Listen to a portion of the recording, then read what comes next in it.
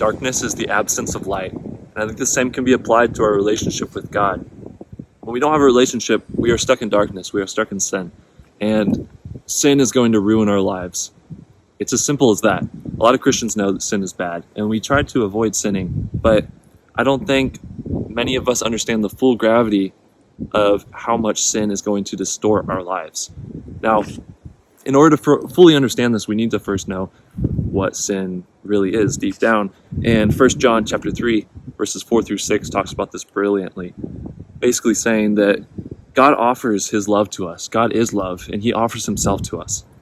And instead of us receiving that love and offering ourselves back to him, offering ourselves to other people, we take from him. We take these gifts, we take these blessings, and we abuse them. We basically say, God, we acknowledge that you want to build a relationship with us, but instead of doing that, we're going to abuse these gifts and use them for our own good, use them for our own pleasures. Some people say that sin was created by the church to kind of have a sense of power over Christians, to have some kind of rule they have to abide by, laws they have to follow that the church made. But that's not entirely true, because we look back in the Old Testament and we see that God gave his chosen people the 10 Commandments as a way of showing them how to get out of sin. And whenever you look deeper into the 10 Commandments, you realize that there's nothing necessarily extraordinary about the 10 Commandments. It's really just guidelines to being a morally good person. Thou shalt not kill.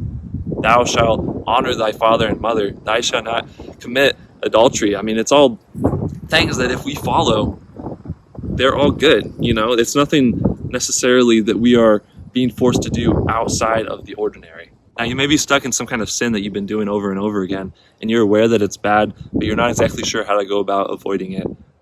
I've been like this. I've been stuck in these pits for so long, and it's really tough if you don't understand the full gravity behind sin. And it's really tough whenever you don't know necessarily how to pull yourself out of it.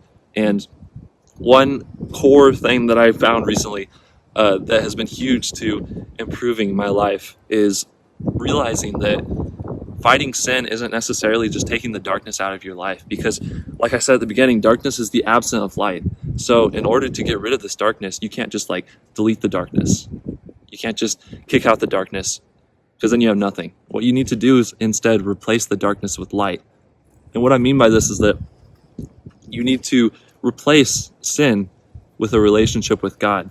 There's a direct correlation between growing spiritually and getting rid of the sin. As you grow in your relationship with God, you will start to sin less. It is just how it works. Galatians 5:16 talks about this.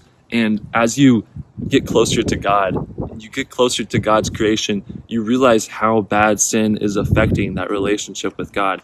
And once you grow in that relationship with God, you realize that you don't want to get rid of it. You never want to lose this relationship again. So because of that, you will start to sin less. You'll start to realize the full gravity behind sin. James chapter 1 verses 14 through 15 talks about how we need to replace our earthly, worldly, weak desires and instead replace it with God's will. We talk about this in the Our Father as well. Thy will be done, thy kingdom come, on earth as it is in heaven. Because as you grow in that relationship with God, you start to notice, wow, my desires that I had before, these earthly pleasures that were giving me this temporary happiness, they are nothing compared to the joy that I have when I drop all these sins and follow God, whenever I make my will God's will. So don't just fight these sins head on. You can't just say, well, I'm going to stop sinning because I want to get to heaven. I'm just going to take out the sin of my life. What you need to do instead is grow in that relationship with God, because growing that relationship with God will help you to notice the effects of your sin. Sin is going to distort your view of yourself, of others, even God, and make it seem like these temporary spurts of happiness that you get from sin are all that you're meant for in life. But truly, God has a better plan for you. God is all loving. He has an amazing plan set up for your life. You just have to choose his will. Now, it may seem kind of confusing why exactly God even allows sin to be in our world in the first place. Why doesn't he just stop sin if he's all powerful? But you have to picture a world without sin. And whenever I say a world without sin, at first you may think that, wow, that sounds great. That sounds amazing. And there's no more sin. That's a good thing, right? But then you think about it a little bit more and you realize that a world without sin means that we don't have a choice, right? We don't get to choose love. We don't get to choose God. And this is stripping away free will. And whenever we do that, we just become robots, right? This isn't love. You think about a relationship, right? Like a married couple, they aren't forced to love each other, right? If they are, that's bad. if they get to choose to love each other, then that's true free will, and that means that they are truly choosing to give themselves to the other person.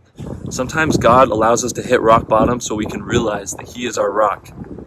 You look back on times where you might have had it pretty good and you didn't realize it, but now you're at rock bottom and you're like, man, I wish I could go back to those times. But if it was always good time, then you wouldn't be acknowledging it at all. You wouldn't be acknowledging God's love and God's blessings. It's also important not to dwell on your past sins. Like, it can be easy to sin and think that because of that, I can't be considered a true Christian. I'm failing as a Christian. But God is like the father in the prodigal son. He is always waiting there for you to return to His arms. He just wants you to come back. And like I said at the beginning of the video, darkness is the absence of light. If we lose that relationship with God, we will be stuck in the pit of sin.